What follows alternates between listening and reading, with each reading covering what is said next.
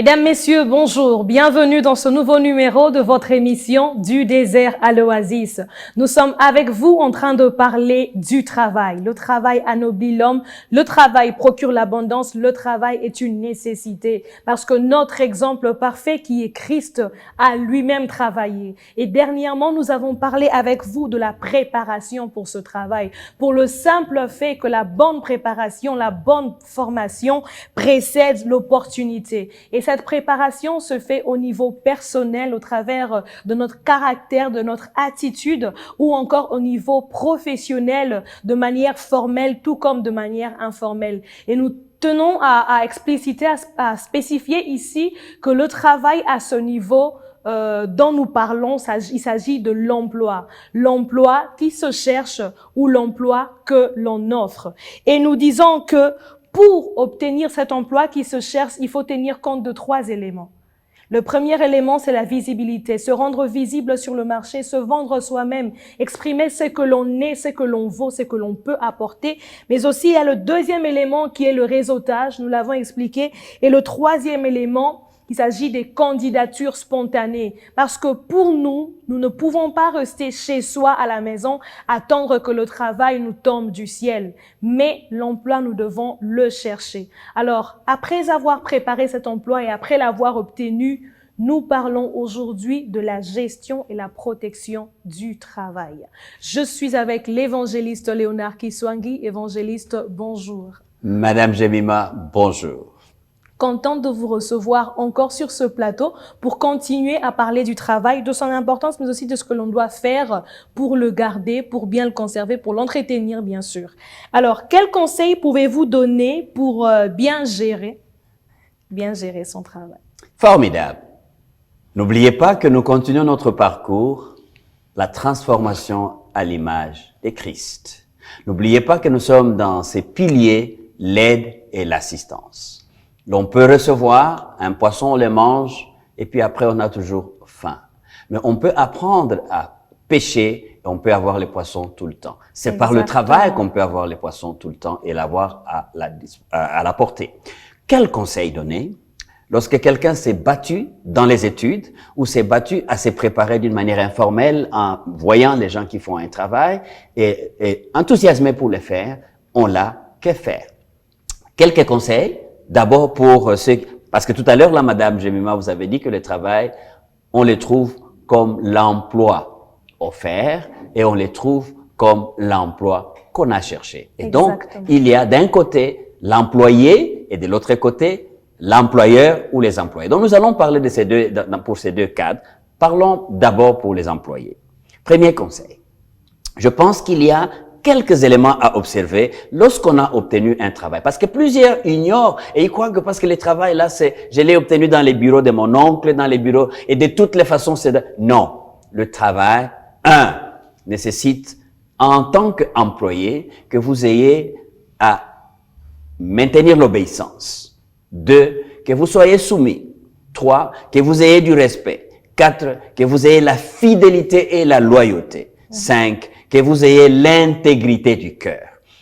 Déjà, à ce niveau, je peux dire ce que je pourrais répéter à une autre occasion. C'est que tu vois, par la préparation, on a accès à l'opportunité. Oui. Mais par le caractère, on a la capacité de gérer ou de garder son travail. Exactement. Et donc, la promotion viendra naturellement vers celui qui fait avec fidélité toutes les petites tâches qui lui sont confiées par son employé ou par son maître. Son employeur plutôt, ou par celui qui lui a offert le travail. Oui. Et la Bible nous le montre à travers quelques textes bibliques. Si tu as le temps pour ça, madame, et ceux qui me suivent, s'ils veulent bien noter, il y a déjà le premier texte que je trouve sous mes yeux qui m'indique que l'employé doit observer ces quelques éléments que nous venons de citer si haut. 1, je suis dans Éphésiens chapitre 6 et verset 5. Serviteur. Vous pouvez remplacer serviteur par employé. Vous pouvez remplacer serviteur par travailleur. Obéissez à vos maîtres ou obéissez à vos patrons selon la chair. C'est-à-dire, ceux qui vous engagent ici sur la terre, il faut pas croire qu'ils sont spirituels, donc il faut traiter avec eux comme des esprits. Ils sont dans la chair. C'est-à-dire, ils sont vos maîtres que vous voyez avec la chair physiquement. Et donc, avec crainte et tremblement dans la simplicité des cœurs, comme obéissant à Christ. Voyez-vous, il y a un deuxième texte biblique qui revient sur l'obéissance. C'est Colossiens 3, 22. De tout ce qu'il dit, mais il insiste sur obéissez. Travailleurs, obéissez.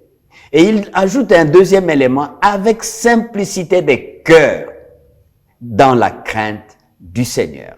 Un troisième texte biblique qui appuie le fait que les travailleurs doivent respecter et observer la fidélité et la loyauté. Tite, chapitre 2, versets 9 à 10. Exhorte les serviteurs à être soumis, c'est de la soumission dont il était question plus haut, soumis à leur maître, à leur plaire en toutes choses, à n'être point contredisant. Il faut pas être un contradicteur. Il faut pas être quelqu'un qui riposte tout le temps. Okay. Tu vois, afin de faire honorer en tout la doctrine de Dieu, votre serviteur. Et je vais ajouter un dernier texte par rapport aux employés. C'est le texte de 1 Pierre, chapitre 2, versets 18 à 21. Il dit ce qui suit. Serviteurs, soyez soumis en toute crainte à vos maîtres, non seulement à ceux qui sont bons. Voyez-vous, ça c'est très important. Et tu vois, moi, je n'obéis pas à la maîtresse là à la maison. Elle me demande de laver les assiettes et pourtant elle est méchante. Non, on n'a pas dit tu obéiras lorsqu'elle cessera d'être méchante. On dit pas seulement vis-à-vis de ceux qui sont gentils et doux. Non, obéissez et restez soumis même à ceux qui sont d'un caractère difficile. Donc, n'allez pas chercher ce qui n'est pas dans votre camp. Votre camp, c'est d'être travailleur, c'est d'être serviteur. Obéissez. Soumettez-vous, faites votre travail avec fidélité, que votre maître soit méchant, qu'il soit doux. Voilà un peu ce que je pouvais dire sur le premier aspect concernant l'employé. Exactement. Alors, on va passer à la deuxième question, mais avant ça, quelle est la limite de l'obéissance? Parce que je me dis ceci, si mon maître me donne des ordres qui vont à l'encontre de mes principes, à l'encontre de la morale, à l'encontre de mes valeurs chrétiennes, je vais pas les faire. Tout à fait. Là, ça devient tout un autre domaine, n'est-ce pas? De l'intégrité, nous en avons parlé. Et là, s'il faut bien vouloir rester dans la note, c'est que vous obéissez à votre maître parce que vous avez accepté de travailler pour lui. Et lorsque ceci déborde les limites et que vous ne pouvez plus continuer, donc vous ne pouvez pas rester là comme un contradicteur. Exactement. Et la contradiction arrive lorsque le caractère, l'éthique morale de votre patron ne vous plaît pas, vous ne restez pas à son travail. Mais lorsque vous restez à son travail et que vous avez une mission, c'est celle d'accomplir les tâches qui vous sont confiées. Merci, évangéliste. Alors, comment arriver à protéger son travail? Mais voilà, donc en tant qu'employeur, il y a aussi le règlement qui est donné et d'ailleurs qui répond un peu en partie à la question que vous posiez tout à l'heure. Le maintien de la gestion de l'emploi en tant qu'employeur tient aussi compte de ce qu'il faut traiter votre serviteur, il faut traiter votre travailleur avec dignité. C'est pourquoi on dit, les chrétiens remplis de l'Esprit du Seigneur sera respectueux. C'est-à-dire que cette dame qui travaille chez vous, elle a besoin du respect. Et parce qu'elle n'est pas seulement votre servitrice, mais elle est aussi servitrice de son maître qui est là-haut et qui est aussi votre maître. Donc, voyons Éphésiens chapitre 6, verset 9, donne un conseil aux employeurs. Et vous, maîtres, et vous, patrons, patronnes, agissez de même à l'égard de votre travailleur et abstenez-vous des menaces, sachant que leur maître, qui est aussi le vôtre, est là aux cieux et que devant lui, il n'y a un point d'acceptation. Donc, en tant que quelqu'un qui donne du travail aux autres, il nous est appelé à respecter, n'est-ce pas, ceux qui sont à notre service, parce que nous avons tous un même maître. Voilà pourquoi la question que vous posiez tout à l'heure là, par rapport à l'intégrité, l'intégrité n'est pas tout simplement recommandée par rapport à l'employé, ça est aussi une recommandation pour le patron. Exactement. Alors je reviens à la dernière question que j'ai posée, c'est comment parvenir donc à protéger son travail? Quelques petits points vont nous guider pour arriver à ça. Le premier, c'est de part et d'autre, le respect des valeurs de l'emploi. Les valeurs sont essentielles de part et d'autre. Et il faut les respecter. Et dans les valeurs, il y a aussi justement les compétences qu'il faut mettre en exergue. Et donc, compétence sans caractère, ça devient tout à fait une bonne recette pour détruire son propre travail. Donc, il y a compétence et caractère. Deuxième élément, il faut apprendre, mais aussi exercer ses capacités. Tu as des capacités pour un travail, il faut continuer à apprendre parce qu'on ne finira jamais à apprendre. Mais ce qu'on a appris, il faut s'exercer. Et comme on dit, tout organe qui n'est pas en activité s'atrophie. Et une compétence que vous ne mettez pas en exercice, ça disparaît. Et si l'emploi que vous avez, c'est un emploi, par exemple, dans la traduction, et vous devez traduire des documents en anglais, de l'anglais en français. Donc, vous devez continuer à vous exercer. Sinon, vous arriverez à faire du fiasco. Donc, il y a continuer à apprendre et continuer à mettre en pratique ou à expérimenter ses capacités. OK. 3. Il faut bien savoir développer un esprit de créativité. Si vous êtes là, vous dites, OK, comme moi, j'ai signé mon contrat, il est à durée indéterminée. Et je continue à faire la routine, on va te virer, mon frère, ma sœur. Donc, il faut avoir un esprit de créativité qui te pousse à aller au-delà de la base que tu as obtenue à l'école, dans la formation que tu as pu avoir ou dans le premier contrat que tu as pu avoir. Il faut donc continuer à développer un esprit de créativité qui, un matin, ton patron vient te trouver, tu as bien balayé la maison, mais à côté de ce que tu as balayé, tu es sorti dans le jardin, tu as cueilli les fleurs et ton patron vient trouver un bouquet de fleurs sur la table. Waouh, quelle créativité! Et donc voilà, il faut aller, n'est-ce pas, de gloire en gloire, n'est-ce pas, nous avons dit dans notre émission, et pour y aller, il faut donc la créativité. 4, il faut la flexibilité et l'enthousiasme au service. La flexibilité. La flexibilité. Par flexibilité, tu vois, il y a des personnes qui sont figées, carrées. J'ai été engagé dans cette maison juste pour mettre la poudre sur le visage de madame. Un point, un trait. Et quand madame me dit, aujourd'hui, la poudre est encore là, ça va. Est-ce que tu peux puiser de l'eau, prendre un seau d'eau là-bas et mettre dans la maison? Tu commences à bouder. Mais je suis venu ici pour faire des poudres et non pas pour puiser. Non, là, tu as manqué la flexibilité.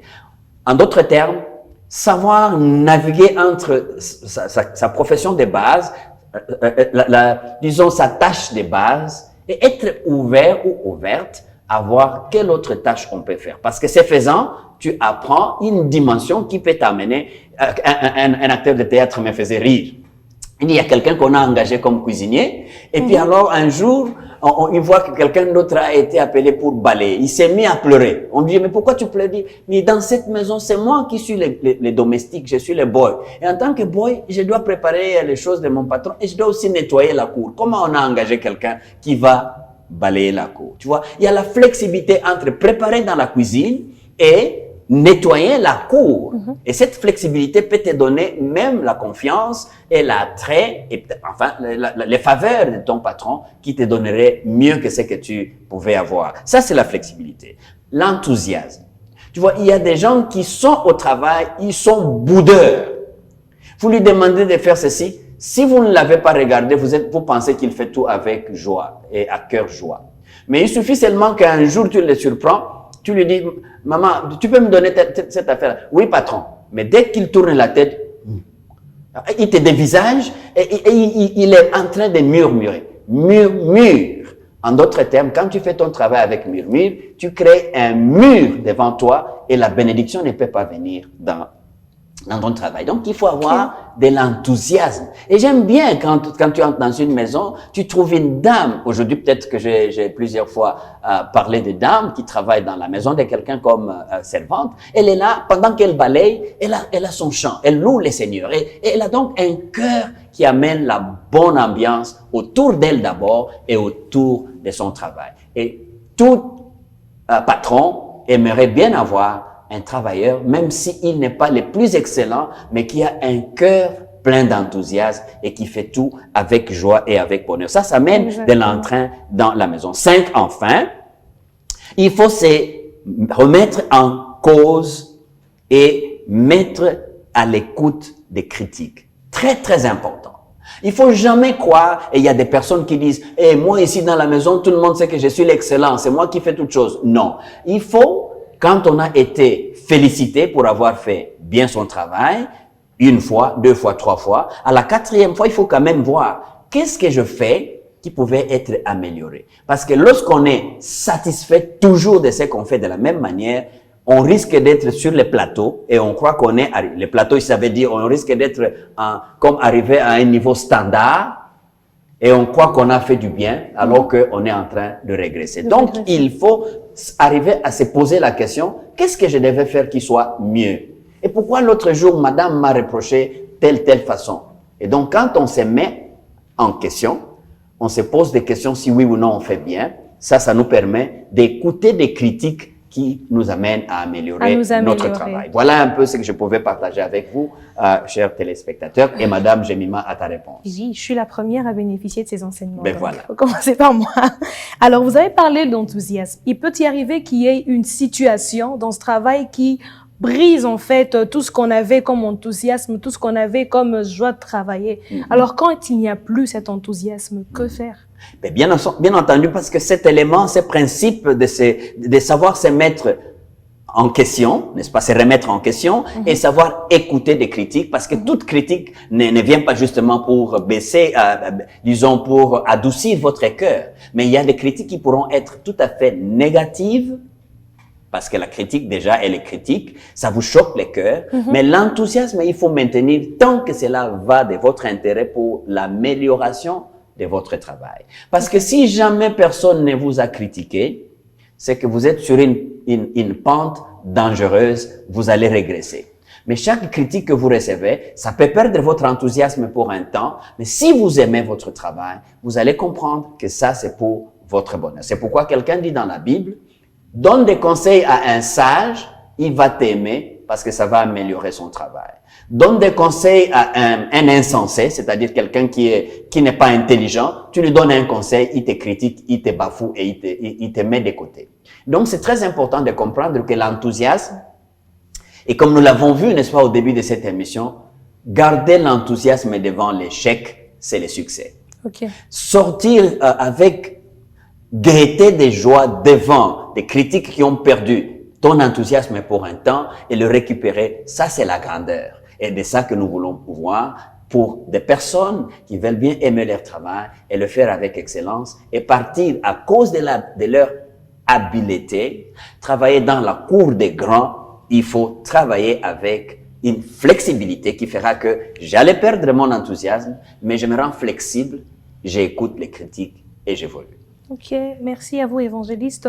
Merci de nous avoir suivis, fidèles téléspectateurs. Comme vous l'avez compris, nous parlons ici du travail dans le sens de l'emploi qui sauve ou qui se recherche. Dans l'émission qui vient, nous parlerons donc du travail qui se crée, toujours avec les évangélistes, mais aussi d'autres personnes qui pourront nous aborder sur ces thèmes. Je vais demander à l'évangéliste de prier pour finir cette rencontre, mais aussi pour que nous soyons des employeurs et employés modèles. Merci beaucoup, Madame Jemima, et nous voulons bien rester ouverts. Si quelqu'un a un élément qui trouve favorable à partager par rapport à son travail, là où il se trouve actuellement, nous sommes bien disposés à échanger avec quiconque aimerait avoir de l'aide dans ces domaines-là. Exactement. Seigneur notre Dieu, nous te sommes reconnaissants de nous avoir ouvert l'oreille pour écouter comme écoutent les disciples au sujet d'un travail qu'on obtient, qu'on gère, on protège pour qu'il puisse nous procurer de l'abondance.